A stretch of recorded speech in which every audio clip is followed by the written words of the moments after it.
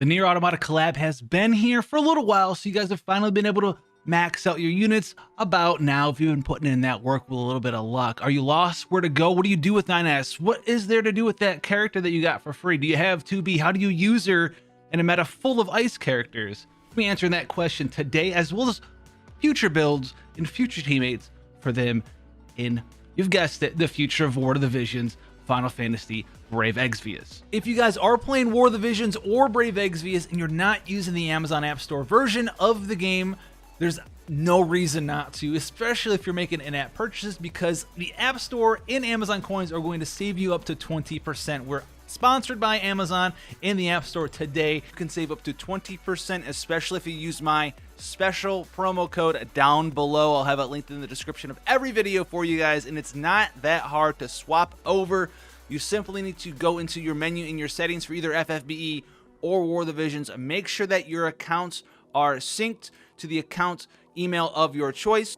If you're buying anything in-app, there's no reason not to save up to 20% on your valuable real-world money. So go ahead and check that out. Thank you once again for that sponsorship, and let's get into the content. So the first character we're starting off with today is 2B. 2B is an extremely powerful character, even though she doesn't have all of the things to fully maximize her quite yet. We'll touch on that when we get to the builds, but she has a lot of powerful abilities. She can support you and do high tier damage while also becoming either a bulky bruiser character or a very RNG heavy dodge character that a lot of players out there really do not like to see in certain matchups. Now, some of the abilities that she does have here that are very powerful are going to be some of her skills, such as resistance field. This skill is very strong. You can teleport, buff up /res as well as strike res, and then immobilize, disable berserk immunity for 3 turns to multiple people in your party. So you want to build an anti-magic, anti-slash team,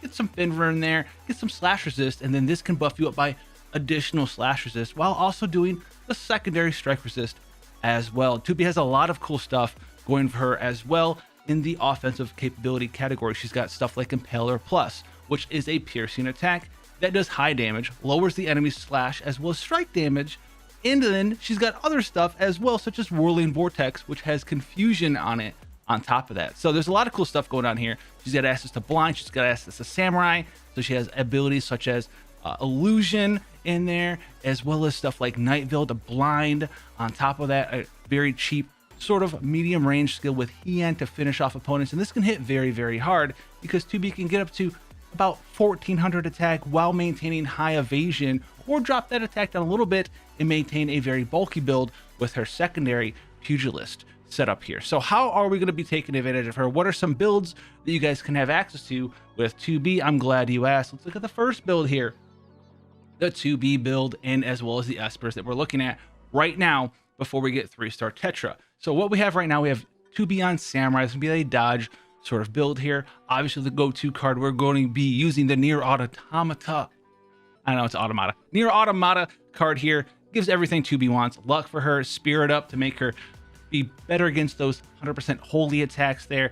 Crit damage up, which is very strong on Nier Automata card with 2B, because you can get some very high crit rate, slash resist, penetration, attack percent, and additional agility there with 4 spirit on the card. That is a grand slam, yes sir, thank you ma'am card. Now the weapon here is going to be the crit version of the Virtuous Contract. Why crit? Well, you only lose 38 attack, right? Don't be kind of like misled by seeing, oh, 192, that's so good. You're only losing 38 attack here in comparison to the other one. Or it might be 39 attack, 39 attack, something like that. But you do gain 5 times 3, you get 15 crit rate with the crit version, and additional 4 accuracy, which is huge because remember, you have that crit damage up on that card. You can get all the way up to a whopping 49% crit rate. So you have a 50-50 shot minimum to get that crit damage bonus, which also is to, in fact, help us out with our Esper. Well, let's take a look at the first example build that we have here. We're running the crit rate Virtuous Contract here. You'll lose a little bit of attack, like 38, 39 attack there, but you gain 15 crit rate and 4 accuracy. That crit rate is going to be much more beneficial in the EX era as we have more espers with crit damage up. We're going to be talking about crit damage up on her card as well. We are going for the dodge build right now, so we have the Sage's Hat here for your viewing pleasure. TMR, of course, you have the wonderful illusory bells from Ziza here. You can also supplement this with just like a generic stat stick. You want some agility here as well. So if you want to put the illusory bells on somebody else, or you want her to be buffing AoE, right, with the slash resistance buff, illusion, in PvP and Guild Wars, she might not actually get time on the smaller maps to get all of those buffs off. So you actually won't be able to use the illusory bells as much. So what I've been doing now for right now is actually sticking with the Saiga Gauntlet here. 5 agility, a little bit more evasion, only like 3-4 more evasion, and some crit avoid there, because crit avoid is not the greatest stat ever, but like I just said, crit rate is getting better because there's more payoffs for crit right now because of the extra crit damage. Look at the build here. We have 45 crit damage right there. That's the equivalent of on crit. That's like 45 man-eater. That's a lot. Plus you get the initial 25 extra mod from the base crit damage bonus alone. So if we crit, we're adding an additional 70 mod to our skills, bringing something like Hien from like a 1.37 mod all the way up to over a 2.0 mod, just because we have all this crit. What's our crit rate, you might ask? 49%. So we have a 50-50 chance of that happening. So we have Behemoth right now. Remember, no 3-star Tetrasylphid yet, not on your account. You don't have access to it. Behemoth is very, very strong. 3-star Esper, and you can get crit damage, 15 crit damage, slash attack up, all this attack percent. You can get a little bit of light killer as well, or you can drop that light killer and you get some extra light resistance, so you're even more resistance to those holies, right? Which is going to bring you back up to 21 spirits and 5 light resist as well. So it's going to be very, very powerful for you there with this first generic build. We have Blade Soul as well for the extra dodge, attack percent, and then attack enhancement for that nice bonus attack percent, as well as ignore defense, 40% penetration there. Super awesome there. Counter skill, of course, is going to be perfect with Evade. Mwah. A little bit more RNG in your RNG class here. This gives us a whopping 1,362 attack, 21 spirit, 5 defense, 90 agility. Okay, and then we get 19 wind attack up, 25 slash attack up, 10 pierce attack up, 22 accuracy, 49 crit, 12 crit evade, 65 base evasion. Now you might notice, yeah, it's pretty low, right? We're not using Tetrasylphid. What is this going to look like in the future, though, for 2B? Now, in the future, here's the stuff that she's going to get, and this is the stuff that you're really going to want to work on here. So there's going to be 2 main things that we're changing here in this build. We get this new coat from a raid eventually when it comes out. Very, very, very powerful. You guys need to get your hands on this at +5. There's one raid you guys do, and you're a 2B lover. It's this raid, or if you're a dodge lover in general, because this has 29 evasion on it, plus an additional 10% from the ability effect. So this, yes, gives you 39 dodge in 1 piece of gear. And then on top of that, it has 9 spirit, 4 defense, and 10 light resistance. So you're going to be really tanking up those holies with this build because of this piece of armor. Then when 3-star Tetrasylphid comes out, which is coming out this week in global, you're going to have this as your go-to Esper. It gives you 25 wind attack up. So this affects all of 2B's pugilist skills, her slashing skills, as well as her piercing attack skills. So all 3 of those get that wind attack up because they're all wind elemental. But on top of that, you get 25 evasion. So in comparison to our previous build, this 2B has 96 base evasion right off the gate. This is not counting a Shiva card in your party or anything. If you have a Shiva card in the party with this, yeah, you're going up to 116 base dodge, and then you use illusion, and now you're going up to over 140 something dodge, while you have 433 luck there. So very powerful stuff there in the future for 2B. But what about teams? How are we going to utilize her right now in the current meta? There's so much ice going on right now. This is one of the best ways to actually go in there and utilize her. It's your boy Rain actually coming back. This is going to be the anti-ice 2B team here, and it's a little bit weird looking, but we'll explain it. So we have the general run-of-the-mill, a little bit of RNG 2B, right? We have her on the dodge build. Rain is actually holding the Shiva card, and we'll explain that more. Yeah, you might think it's just for the dodge, but there's more to it than that. Maybe the boots gave it off there. So this team is about being anti-ice, and we're using Rain to be as anti-ice as possible. So Rain, being a fire character, naturally takes less damage from ice. He also can get a lot of ice resistance. We have him on the Shiva card for 2 reasons. Dodge for 2B, but the unit who has it equipped gets 10% ice resist. Then we take the good old Dragon Boots, an SRTMR, gives us 10% more ice res, excuse me, and then 11 defense and 11 accuracy. It's going to help him land those attacks because he's not an EX character yet, but that's going to help him out there as well. And we really need some agility on Rain because he's only at 74. So we got 74 by giving him the pod TMR. This is free from the event. It's not a TMR, it's a piece of free gear. He's got 6 agility on it, 10 defense, and then attack resist 8 for ourselves here.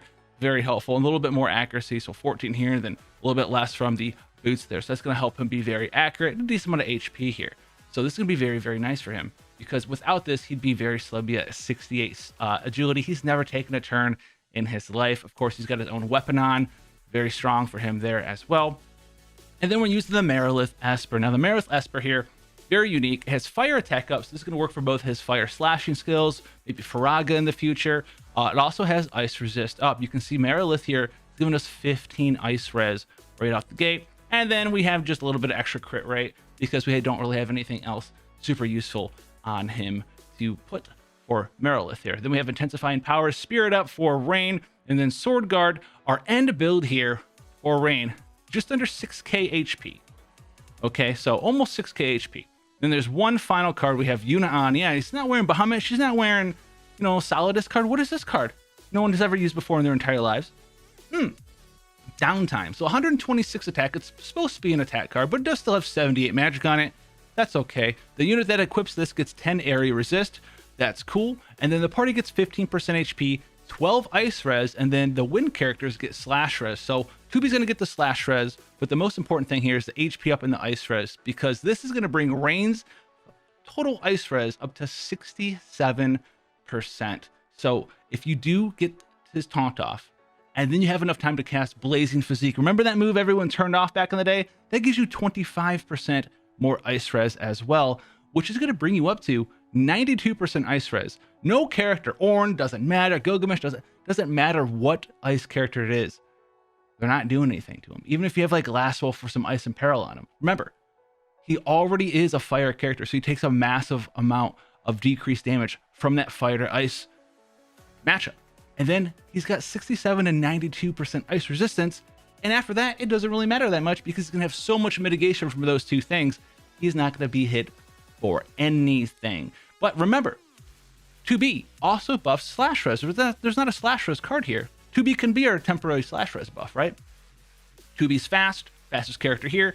Pair Rain in slot 1. 2B will teleport over, give Rain slash resistance up, as well as a whopping amount of extra punch resistance, strike resistance too. So that's going to help Rain there as well. It's going to bring him up to -10 strike res, and then as well 20% extra slash res. So he's going to have slash res, ice resistance, all those cool ice characters that everyone knows and loves and uses right now.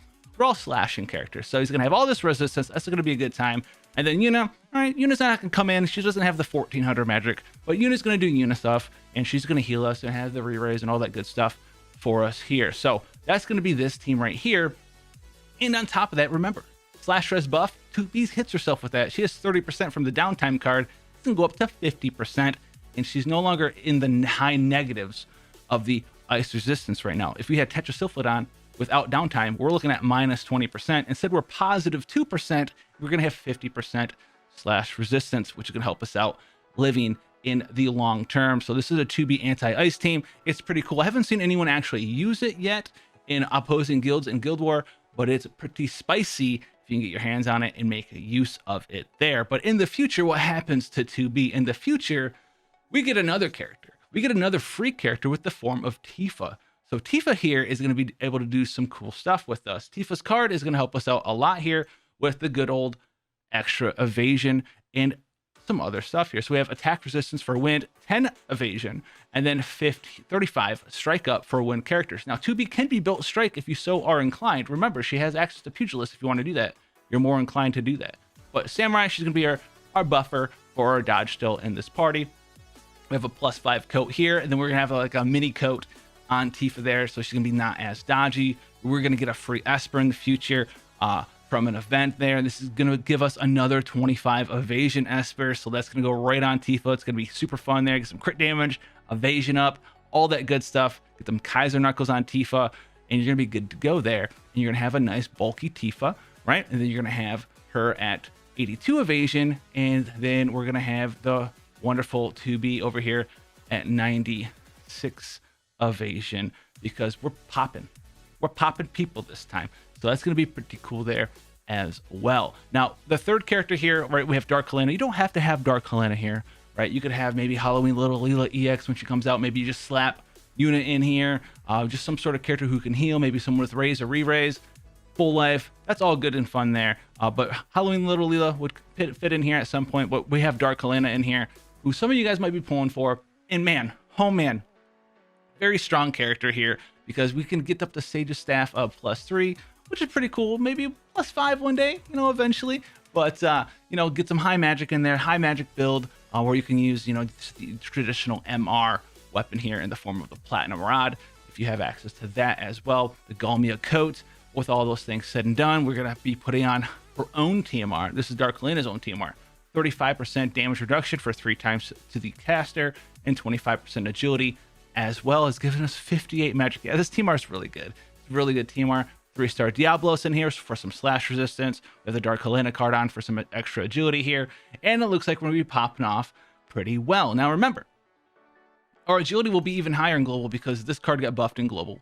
We might see a buff on this card in global as well, which is why we had the naturally like a little bit higher evasion and stuff on the previous builds. When we were looking at some of these builds compared to the global builds, some of us in the global side had a little bit extra attack, etc., etc., etc., due to those small little nuances in buffs there. But other cool stuff you can do with this team, right? You can take off this and you can put on, right, her own, right? Maybe you want to run 2B as a pugilist. Well, you have Tifa's TMR, 40% attack for 3 turns to the allies inside the range, and 30 strike attack up for wind allies as well. Well, if you ran her 2B, I mean, pugilist, this is going to affect her strike attacks as well. So you're going to get 30 here, and then another 35 from the card, and she's be dishing out a lot of damage because you get 30 there, 35 from the card, and then 25 wind attack up, which affects your pugilist attacks as well. Yeah, that's a lot of mod up, right? Need a little bit of crit damage in there. Very strong, very nice stuff to look forward to in the future. So TLDR, Behemoth is one of my go-tos right now with this previous build, and then you're really kind of waiting for this nice coat to come out with the good old 3-star Tetrasyphlid, which we should be seeing this week real soon, and that's going to be a good time for us. You have the Rain Anti-Ice team, as well as the Tifa Helena 2B team in the future. There's a lot of other stuff you can do. I mean, obviously you guys know how flexible just about every character is in War of the Visions, but these are just some good ideas for you guys to just kind of see how you can piece together teams and make them all work out really well for you. 9S, let's see, what do you do with this guy? 9S is one of the coolest characters in the game. A lot of people are really like underwhelmed with him because they're like, oh, there's not a lot of lightning cards. No, you're doing it all wrong. He's the supplement to your strategy, and he does that very well. He's not your main strategy. So what do we mean by that here? He's a very bulky bruiser type character. He's not a tank, he's not a damage dealer, he's a bruiser support character here, and you're going to be utilizing him in this fashion. You're also going to make him your supplemental element. You're not making a mono lightning team with 9S, especially not right now, but you can make him your off character. He can be the counter to the counter of your counter, basically. So let's talk about this. So he's got 2 very important buffs for you guys. Shield deployment plus, insane stuff here. 15 defense, 15 spirit, as well as giving protect on top of that to anyone, including himself, around him. He also has access to ability cancel activation here with Cyclonic Spear Shot Plus. This is a huge one, very big one, because you can jamming thrust people, and it's a jamming thrust AoE. Are you sick of that unit just barely getting that Kirag off? Jamming thrust. Quiet that down. Don't heal your teammates. No, not here. The final upgrade here that you get from not his EX, but from his very important hacking enhancement skill. I love this passive for him. Gives you stun hacking instead of hacking. It upgrades the range by 1, which is a big deal. And then it gives you a 25% chance to stun the target for 1 turn. There's no answers to stun. You can't resist stun in the game. You can't cleanse stun in the game. No. If you're stunned, your turn is gone. So that's going to be very, very powerful. The big possibility here, the biggest perk here, is that 1 extra range. It's going to allow you to move in just that little bit extra and get in there and stun them, or at least attack and magic break them before they go after your tank, before they go after 9S himself. So keep that in mind there. That's his main job. Now, the other thing that you're going to be getting is from Nightblade here. Nightblade has a lot of cool stuff.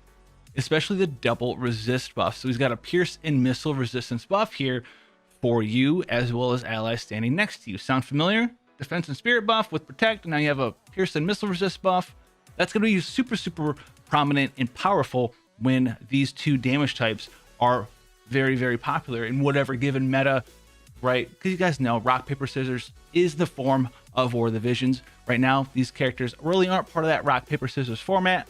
For the most part they still exist, but they're not near the top, but they will be. Everything comes around in War of the Visions, you guys know that. And then we have Drain Rush here as well. This is going to help you keep him healthy, especially when you're doing manual PvP, because it really lends to that bruiser type aspect of him. And even though it's not piercing, it is lightning, and he's got that nice spear that gives you a ton of lightning element buff. So let's talk about 9S build. This is my first go-to tanky bruiser build. Look at this man's HP, 7,758 HP, 985 attack. So he doesn't have like 1,200 attack, but look how bulky he is, because he also has 49 defense, 16 spirit, 78 agility. So he's on that bulky bruiser side. He also has 391 dexterity. How do we accomplish this? Well, first of all, obviously we have his weapon here. We went critical because if you go assault, I mean, you gain like 29 attacks. So get that critical in there, get that extra 13 crit rate and 4 accuracy. And it's also easier to max out than the assault version, so do that for sure. And you see that nice 30 lightning attack. So that affects his hacking skill, that affects his piercing attacks, that'll also affect his drain rush. So very strong weapon for him. They're always going to be his best one there. Something that we do definitely like to run on 9S here is his own pod, because it'll give him 10 defense and 6 agility and 14 accuracy and that 8 attack resistance. This is very nice here because now you can pick from any sort of utility TMR that you so desire. For Guild War especially right now, I do love using the Rain's Clothes because what'll happen here is you'll have that defense and spirit buff. We'll say you get attacked one time in Guild War, all your guys live. You get attacked again, all your guys live. You get attacked again, you no longer have a defense or spirit buff anymore, and then the AI will go down there and bam, slap 25 spirit on your whole party, and you'll be good to go there if anyone is trying to attack you with any sort of magic damage whatsoever. It's very powerful. It also comes with 14 spirit because, okay, that sounds good. You have 10 defense here, so you get the full effects. 10 defense there and 14 spirit there. That just ends us at 49 defense and 16 spirit. And don't forget, you get that defense and spirit buff, so you can get 15 higher on each of those.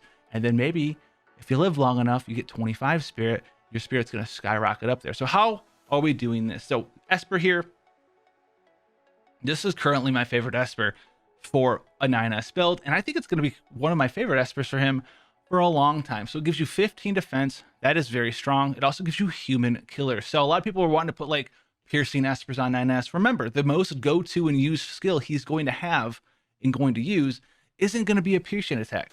It's going to be this hacking attack. It's got a 200% multiplier and one of the longest ranges ever in his kit. It's the longest range skill in his entire kit.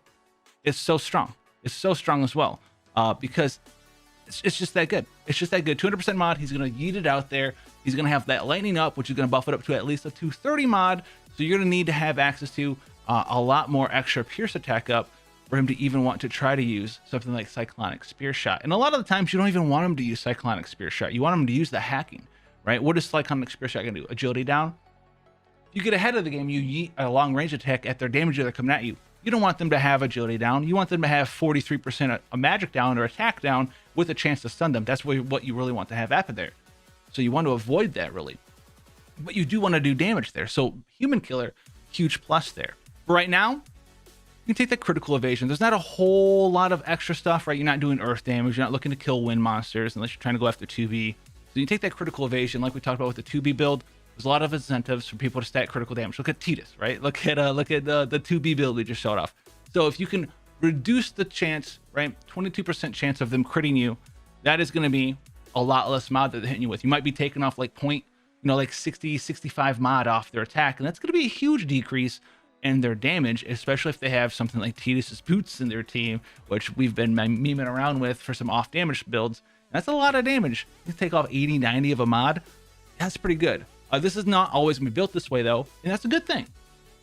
Because say Pierce comes back into the meta, well, you take that crit evasion off, you can go max Pierce resist on your 9S, right? Or maybe, possibly, earth damage gets really popular.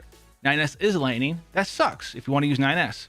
Fear not, because Golem, who is an Earth Esper, happens to have Earth Resist. 25 of it. So you can get in there, put 25 Earth Res on there, and oh my goodness, oh my gosh, you're good to go. You get max Human Killer, you get max Earth Resist, you get that critical evasion up, and all of a sudden, instead of being super weak to Earth, you have 15 resistance to Earth, and you didn't lose anything outside of that crit evasion up. So keep that in mind there. One of my other favorite vision cards surrounding him is Aigion card. Now, this seems a little bit weird, I'm sure, because the slash res pen, kind of like not the most useful, but do remember he does have that drain slash. And then he also gets the slash attack up. And then the cool thing here is the party buff. So if you have, you're running against an evasion team, you got that accuracy. If you're running with a slash attacker in your party, you're going to get that slash attack up, and then it's going to make him all the more bulky on top of that. So he's still helping out the party. He's getting a buff for himself that he could use because he does have drain slash. And then he's buffing himself up with slash attack in another person in your party as well. For support skills here, we love the hacking enhancement. We want that extra range. We want that chance to stun. Viking lore here, attack percent, HP percent, good stuff there. And then counter skill, hey, how about perfect evade? How about I'm this bulky bruiser guy and you still have a 19% chance to just hit me for 0 damage? Sounds very powerful, and it is very powerful. So keep that in mind there as well. Now, teams for 9S, let's talk about this real quick. Have some cool stuff. So this is like the anti-ice, anti-water team, very similar to the 2B team that we saw before here. Now, teams for 9S, this is the first one here. This is very similar to that 2B team. This is anyone who's playing like higher end PvP knows ice is everywhere right now. But you know who else is around? Tidus. You know what beats ice? Fire. You know what beats fire? Water. You know what beats water? Lightning, right? So then we have this little bit of a core team right here. We have 9S to beat Tidus. We have Rain to beat Greg, and what's his face, Orin. Call the Orin what's his face, as well as Lastful, some of the big three right there as well. And we have Yuna as your general catch-all in case you're fighting, non-Kotetsu plus teams right now, or non-Dwayne teams on top of that, or just to kill random dark units or soak up light damage and heal with re-raise, right? She's doing her own stuff. So builds are very similar. The Rain build is right around there. We still have downtime on for that anti-ice. And we have the same build for Rain. Very cool. We have the same build we just went over with for 9S, except for one small change here. We can't put pod on both these characters. The person who needs it the most is Rain. So we have like the fittest Lacerna with slash resistance here. And then we put a TMR accessory on, which we just put bells on. It's got defense on of 8, which is very important here, as well as 7 agility. Very nice. And if he ever gets to use the bells, great. Will he use them? Possibly. Probably not, but that's okay there. That's fine. Now, just like we said before, Aigion card. Slash attack up for the party. That's kind of wasted here, right? No. Rain's going to be able to do a little bit of Rain stuff. Is he's got the most attack and magic in the world? No, but he's going to have a little bit of extra damage with that slash attack up. And you're going to get that nice 25% HP up for your boy here with 9S. Also, accuracy up is going to help Rain, who's not an EX character, hit those EX characters. Even if they're built to be a little bit more dodgy, it's going to help him out as well. So that's going to be very, very powerful there. You have this very nice bulky bruiser build here on your 9S. 7.5k attack, 7.5k attack, 7.5k HP, 985 attack, 79 agility. So 1 point faster than before. 391 dex, 48 defense, 18 spirit, 12 ice resist, 10 lightning resist, 20 water resist. Okay. 18 slash resist, 23 pierce res, 5 missile res, and then 25 slash up, 15 pierce up, and 49 lightning up. So that 49 lightning up, that's going right into that hack. That's going right into that drain rush, what you have on the Aigion card. It's going to hit very hard, and that can also chain with Rain, right? If Rain pops his limit burst and starts a fire slash chain, and 9S is in range, he's going to walk up with these stats. He's going to use the drain force, the drain rush, because it's going to be a chaining skill. He's going to have like a 5 slash chain before that skill's over. He gets 49 here and 25 here, and the drain rush mod is very strong, right? It's a very good mod. Very good. 170. So that's going to be prioritized over your piercing attacks that will break that chain, which is very, very cool when you think about it in that fashion. A little bit of sneak peek. You also have 34 crit rate. This is very, very nice. This is a very nice way to build him up there, but it's not the only way. Obviously it's not. Maybe you don't have Rain. Maybe you're sick of looking at Rain. Rain's very good right now in the meta, but what if you want to be offensive? You're not trying to counter the meta. Well, guess what? Titus is very good too. So what if you have a Titus team? Very similar stuff here. Previous build, we have the OG build with Aigion, with Suteki Dena, right? Then we have our friend Yuna over here, giving us some love to the team with the Solidus card. So our end stats here, we have 23 Pierce Res, 30 Slash Res. Then we have Titus with 38 Slash Res, 58 Slash Attack Up, which is very nice as well. Tons of accuracy all over the map here. 77 crit rate Titus. We're doing good stuff here. But what if we don't want to use the Aigion card? Aigion card doing work. It's giving Slash Attack Up to Titus. What other cards could we use though?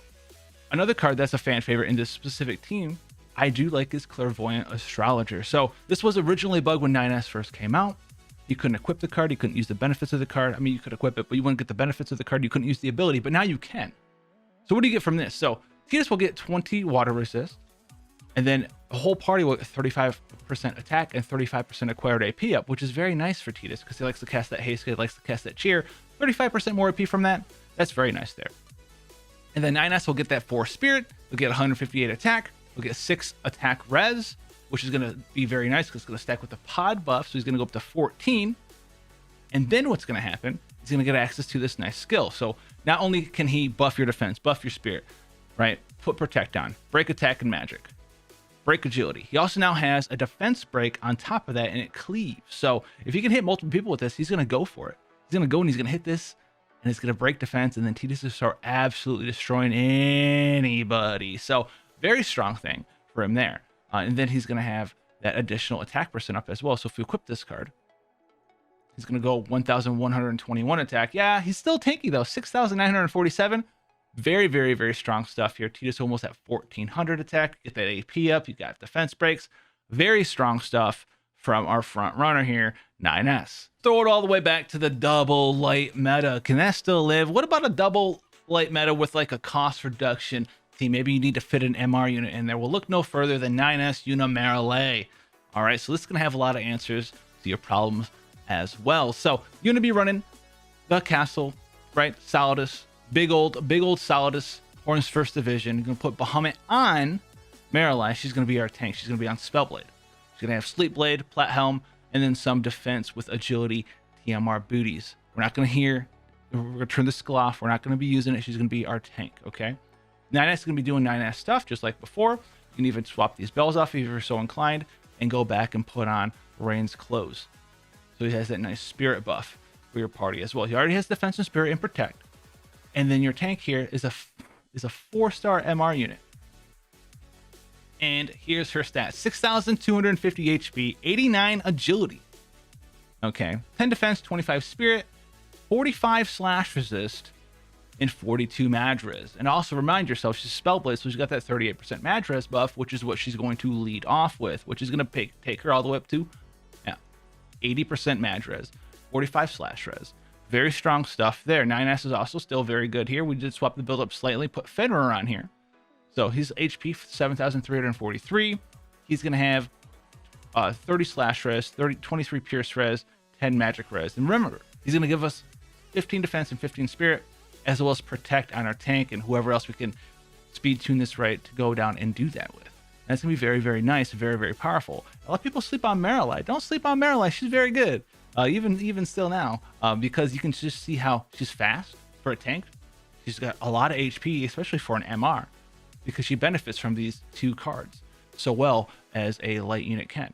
And then also she can dish out a little bit of damage. She's got 793 magic. That's pretty decent. That's pretty nice. That's pretty good. 800 magic on your tank.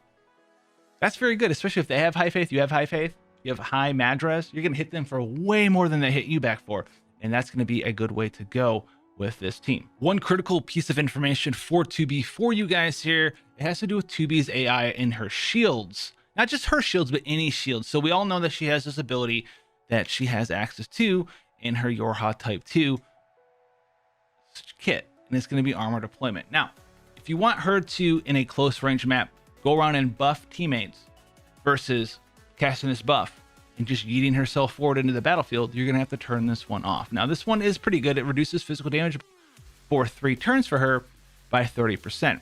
But say you want her to use resistance field, maybe you want her to use illusion, you have it all set up and it's not working right for you, you're you're gonna have to disable armor deployment. One other thing that you can do though is say you do want some barriers, but you don't want this barrier. This lasts for 3 turns. That's good. You activate it, you do some stuff, the enemies do some stuff, and you walk up and you get hit one time and your barrier's gone. What if you want a different barrier? What if you wanted, say, Orlando's TMR to work?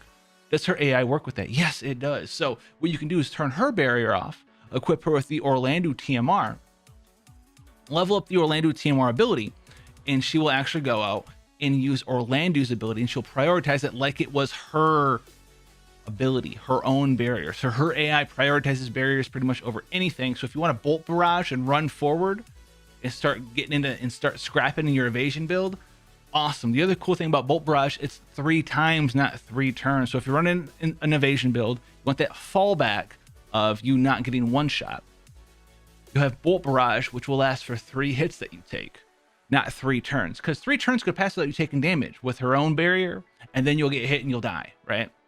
With bolt barrage, infinite turns can pass. It lands until you get hit 3 times. So that's gonna be awesome there. And then the other thing about this is that bolt barrage is for both physical and magic damage, and it's 35% instead of 30%, which is a pretty big deal when using 2B. So if that's something that sounds interesting to you, make sure that you go ahead and do that. Hopefully, guys, this gave you enough information about 9S and 2B so you can start utilizing them the way that you want to. Maybe you got some of them team ideas to start churning that noggin of yours and get back and get ready for the Nier invasion. If you guys been playing Nier Replicant, let me know. I have not gotten ready to play it yet. I know, I'm sad. I'm a traitor. Until then, I'll see you guys out there. Hopefully have fun out there. Glory to mankind. And I'll catch you guys in the next one.